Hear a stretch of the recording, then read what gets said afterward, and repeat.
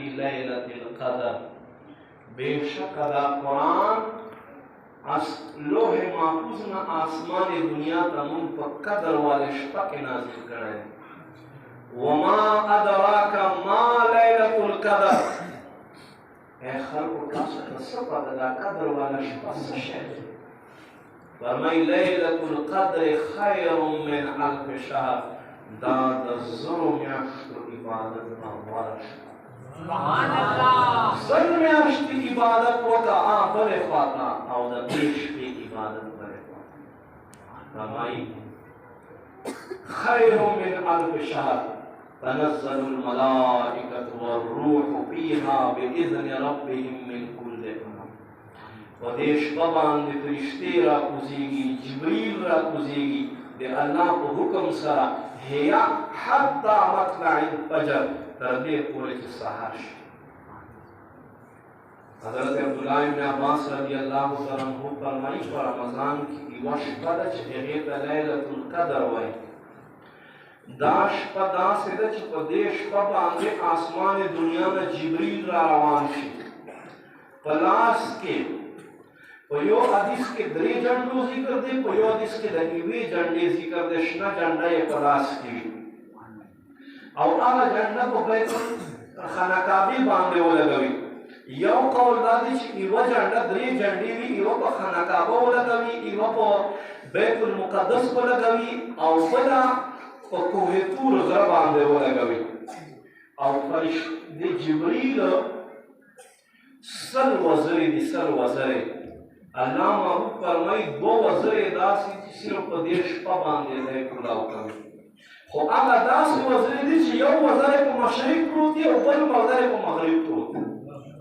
فرمایي جبریل فرشتو ته وایي په دې شپه باندې په ځمکه دومره کاڼي نه دي چې څومره فرشتې راځي. جبریل فرشتو ته وایي په دې شپه هغو خلکو سره ملاویږئ، مبارکبادي ورکوئ چې کوم خلک عبادت کوي او کوم خلک دا شپه په عبادت باندې کوي. نو ما عزتمندو افسوس دا دی چې زموږ مسلمان رمضان اوس محدود کړو تر 11 شپو پورې. حالانکې دې کې چې څو ورځې تا ته کمیږي، پکار ده چې ستا نیکۍ زیاتې شي، ستا نیکۍ زیاتې شي. زموږ سلف صالحین خو داسې وو. حضرت رابعه بصري رحمت الله علیها به چې ورځ شوه نو خپل ځان ته به یې وي ای رابعه بصریه تا ته پته شته نن د اخیرنۍ ورځ ده، عبادت باندې ځان موړ کړه، سبا به ته ورځ وګورې. بیا به چې شپه راغله وی به ای رابعه بصري نن د اخیرنۍ شپه د ژوند دی، که رب راضي کوې نن یې راضي کړه، بله شپه به درته رانشي. شیخ عبدالحق محدث دہلوی رحمت اللہ علیہ فرمائی اے انسانا که ته خپل وخت وپېژنې، د خپل ژوند قدر وپېژنې، ستا دپاره هره شپه لیلة القدر شته. افسوس موږ مسلمان شو. حضرت امام حسن بصري رحمت الله علیه یو ځل په سفر باندې روان، روم په سفر باندې، روم په حدودو کې یوه ښایسته ورېښمونه خیمه جوړه شوې ده. ډېره ښکلې خیمه وه. دی وایي چې ما په ژوند کې داسې خیمه چېرته نه ده لیدلې. خیمه یې ولیده او څه ګوري چې هغې مخې ته اول پوځیان راغلل، هغوی سلام وکړ، سلام نه بعد یې سلامي وکړه او بیا روان شو. هغې نه بعده علما راغلل، علماو سلامي وکړه دې خیمې ته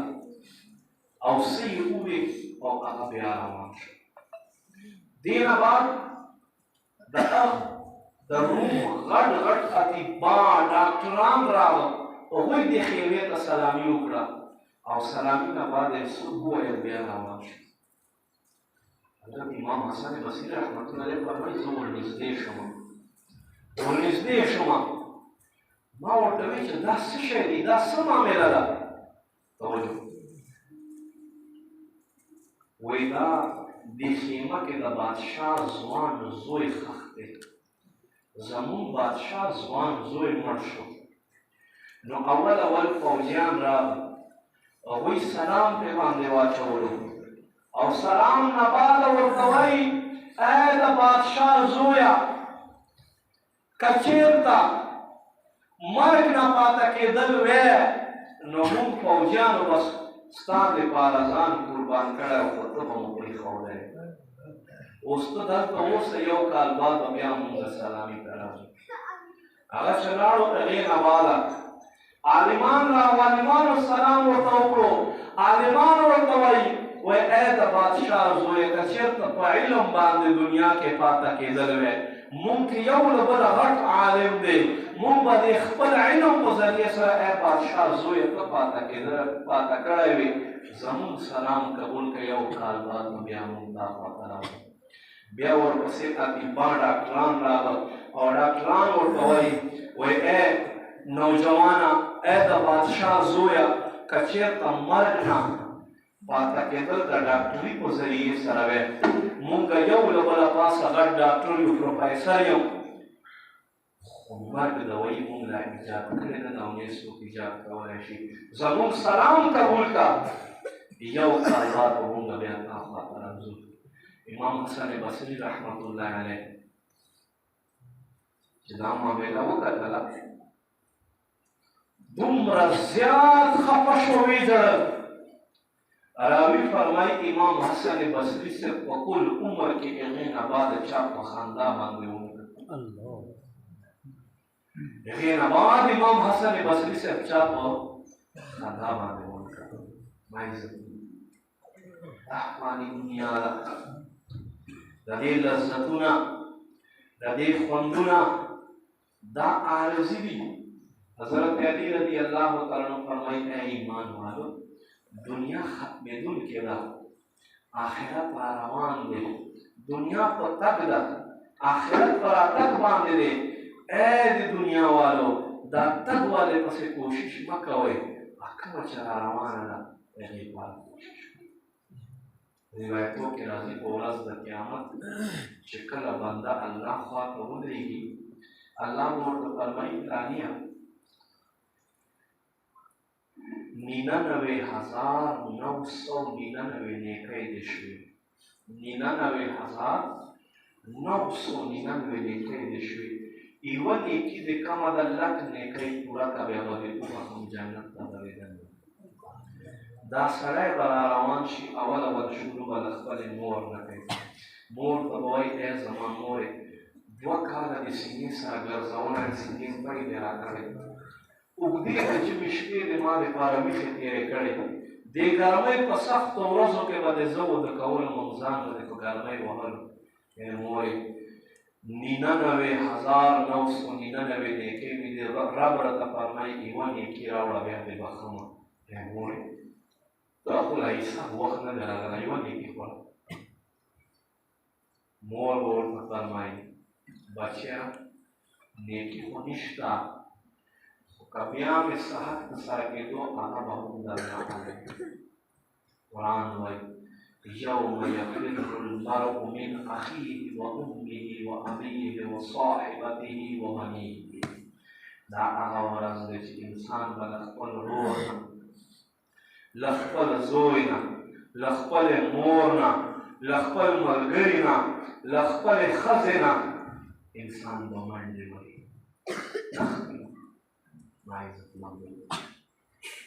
مونږ الله پیدا کړي د ده رضا دپاره د عبادت دپاره که انسان الله وپېژني قرآن کې الله فرمایي من یتق الله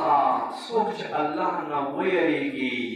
الله به ده ته داسې ځینه رزق ورکوي لا یحسبو دی به د هغې ګمان هم نه کوي حضرت شیخ ابو عبدالله رحمت الله علیه یو ډېر نیک سړی تېر شوی د ده بس بله مشغله نه وه یا به په جومات کې ذکر و په کور کې به ذکر و بس بل څه کار یې نه و دکې د ده کار اکثر دا ښځې ښځونه وګوري نو تمه کوي چې یاره ما ښکلې جامې وې زما هم پلاسو بنګړي وې زما هم کانټې وې دا فطرت دی نو ښځه یې ورته وایي زما خاوند بس سر وخت ذکر کوي چیرې وځه د کور نه مزدوري کوه دیاړي کوه توجه وکړئ مینو دی سپین پوشی سړی و زمونږ په شان باندې د دیاړیو د مزدوریو سړی خو نه و خو بهرحال د ښځې خبرې نه شو اچولی سهار وختي راووتلو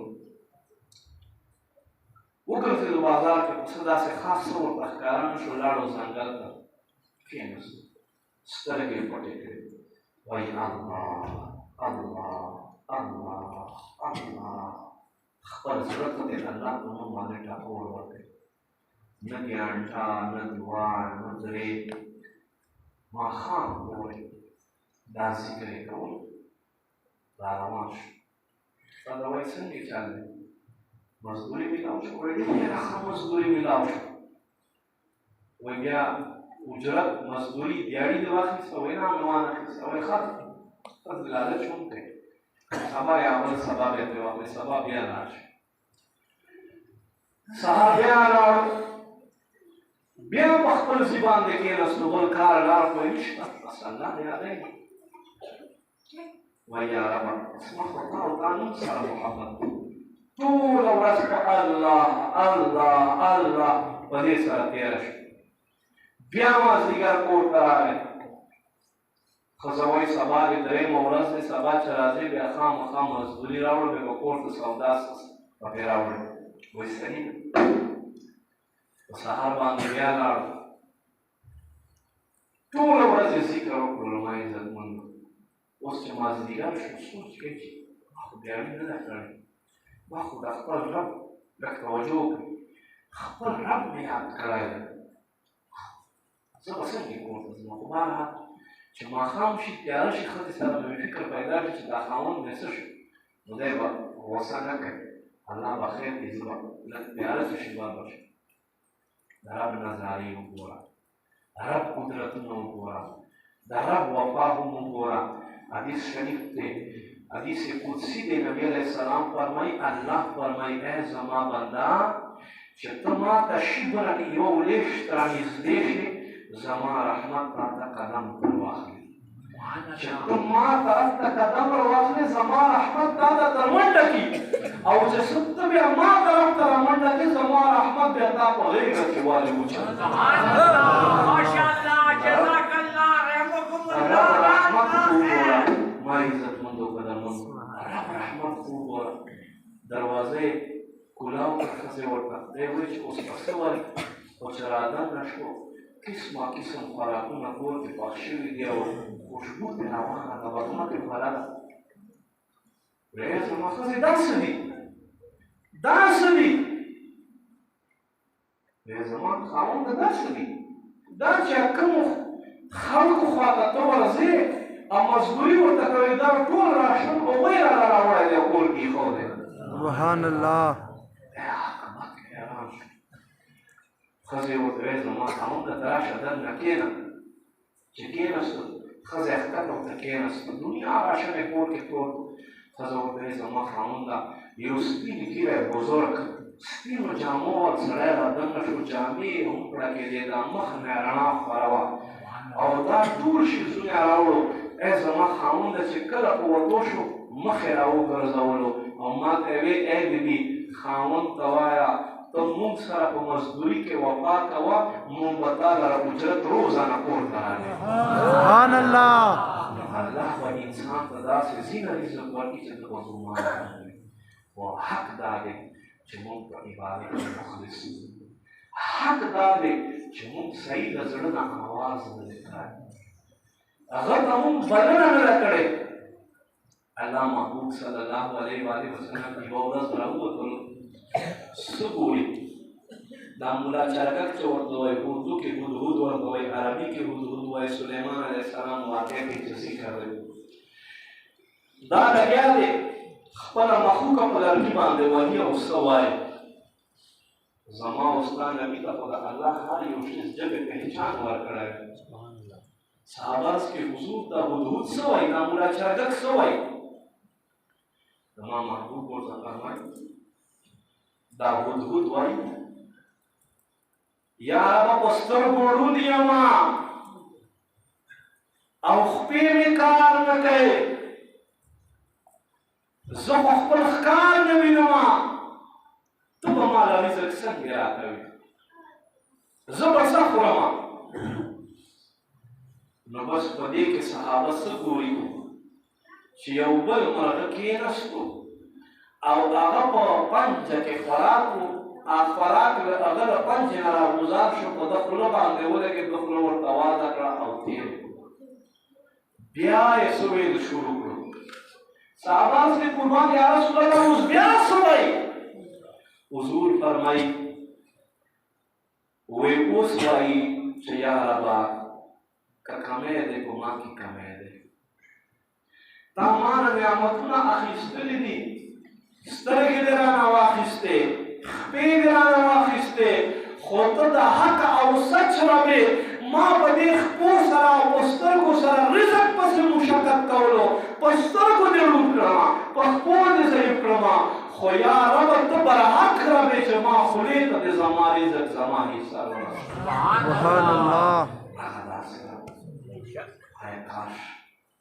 چې بنده وپېژني حضرت رابعه بصري رحمت الله علیه ورځ په وجل کې راغله پاس د تېزۍ سره چا تپوس وکړو چې څه کوې وایي زم دا جنتونه سېزم او څوک د جنت د خاطر عبادت نه کوي او زم دا دوزخونه هم ورپسې سېزم چې خلکو دا هم یاره ختمه کړي چې صرف زما رب رضا له خاطر عبادت ابراهیم بن ادم رحمت الله علیه بغداد نه روان شو او دا یې نیت وکړو چې هر قدم باندې به رب ته یوه سجده کوم داسې بلا محبت ول خلک تېر شوي دي عبادت د خوند اخیستونکي تېر شوي دي زم بغداد نه مکې مکرمې ته حرمینو ته خو په یو قدم باندې به خپل رب ته سجده هم ورسره کوم په دې پوزیشن کې دی راورسېدو خانقابې ته خانقابه په ځای نشته دا د تصوف خبرې دي د عقل نه ماورا خبرې دي د عشق خبرې دي عشق چې راغی کعبه نشته آواز پرې وشو آسمان نه فلاني ځای ته لاړ شه فلاني ځنګل کې خانقابه چې دی راغی څه ګوري خانقابه یوې ښځې یوې زنانه ته ولاړه چې سر یې راپورته کړو ښځې څوک و رابعه بصري رحمت الله علیه ابراهیم بن ادم څه کوې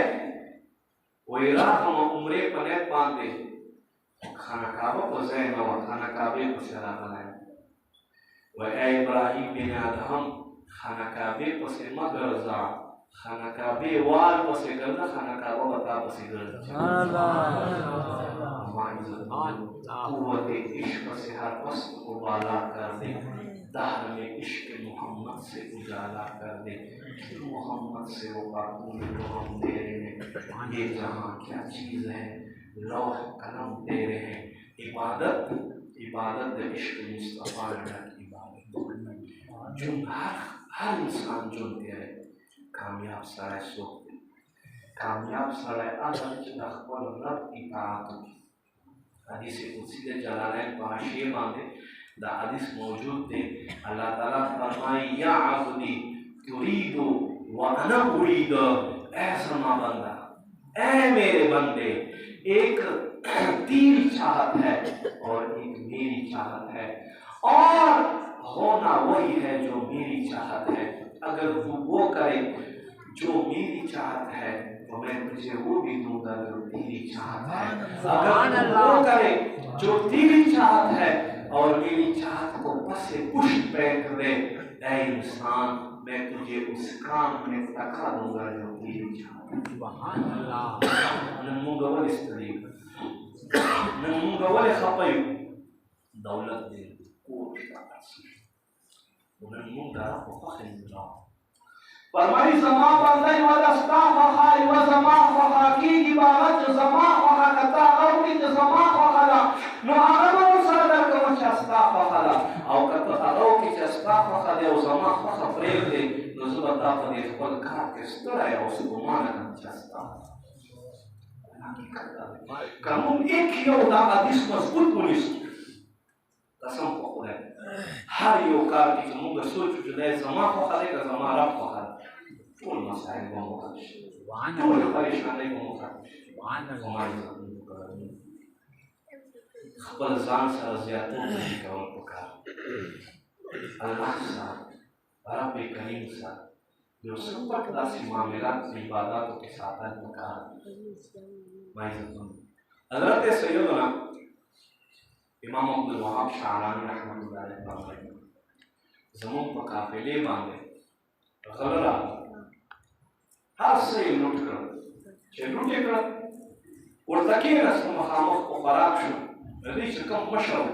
هغه بله ناست و په یوه تیږه باندې ورته راکوزېدو نه امام عبدالوهاب فرمایي زه ورغلم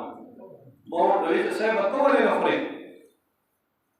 ده ما ته یوه عجیبه خبره یې وکړه ما ته ویل چې صاحبه ځکه نه خورم چې روژه مې ده ویل چې راوتی غلاګانو پسې که وی غلاګانې لوټ مار کوي او روژې دې ده ما ته ویل چې الله سره خو به صلحې دپاره څه ساتې که الله سره خو به صلحې دپاره څه ساتې فرمایي څلور کلونو نه بعده لاړمه مکې مکرمې ته طواف مې کولو د کعبې ومې کتلو یو نوراني سړی دی په مخ یې رڼا نور پروت دی او عاجزي لباس کې ملبوس دی احرام یې تړلی دی وایي ما ته رامخکې شو ما ته وایي چې ما پېژنې وایي چې نه زه تا نه پېژنم ما ته وایي زه هغه د غلو سردار یم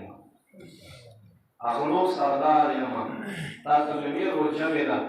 هغې روژې زما او زما رب ترمنځ صلح وکړله نن ما هر څه پرېښودي دي په دې ځای باندې ولاړ سبحان الله موږ دې په خپل ځان باندې غور وکړو چې آیا ما کې نن داسې داسې یو شته ګناهګار یم ډېر ما کې خپله څه داسې شته چې زما رب له ما نه راضي وګرځي یاد وساتئ معاملات مخکې ډېر خراب دي دوکې وکړه دروغ ووایه هر څه څه کوې وکړه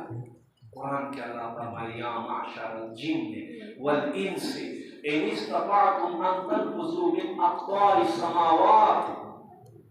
فانفذوا لا تنفذون الا بسلطان فرمایي ای د پیریانو او انسانانو جماعتونو واورئ که تاسو دومره طاقت راشي چې دې آسمانونو او دې ځمکو کنارونه وځئ لاړ شئ دومره طاقت والا الله فرمایي فانفذوا چلے جاؤ لا تنفذون الا بسلطان تم جہاں بھی جاؤ گے وہاں پر میری بادشاہی تاسو چې چېرته ځئ که مریخ ته لاړئ مشتري ته لاړئ عطار ته لاړئ زهره ته لاړئ چې کوم ځای ته لاړئ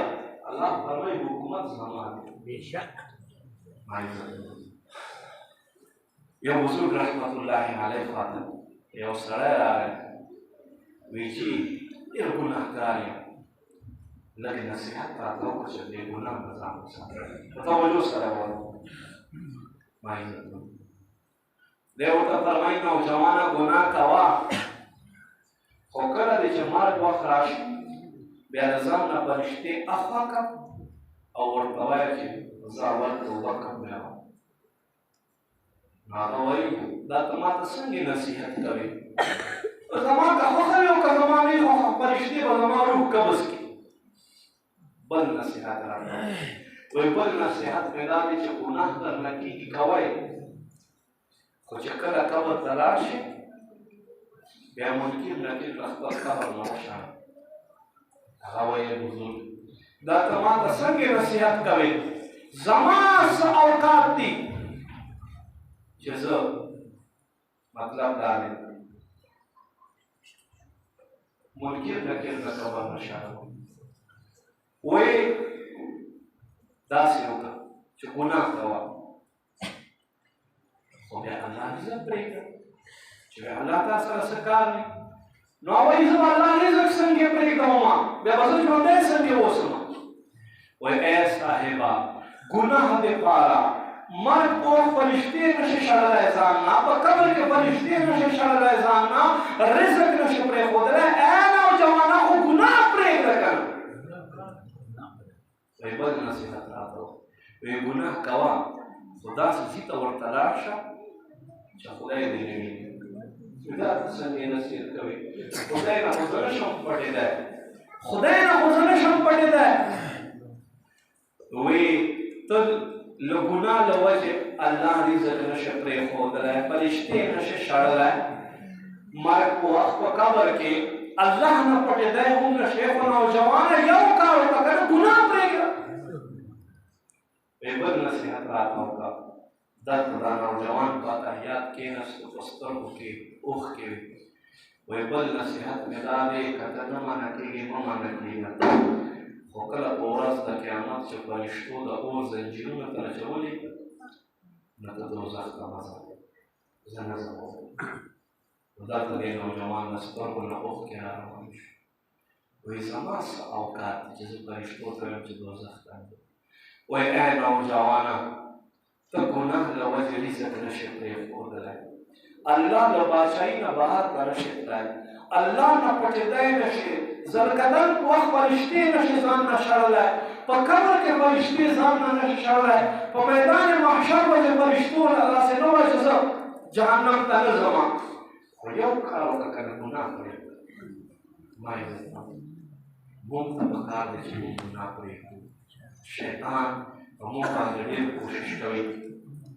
موږ ډېر خطا کوي خو پکار دی چې موږ د شیطان په پنجو کې ځان رانه ولو الله رب کریم که موږ ته عمل توفیق نصیب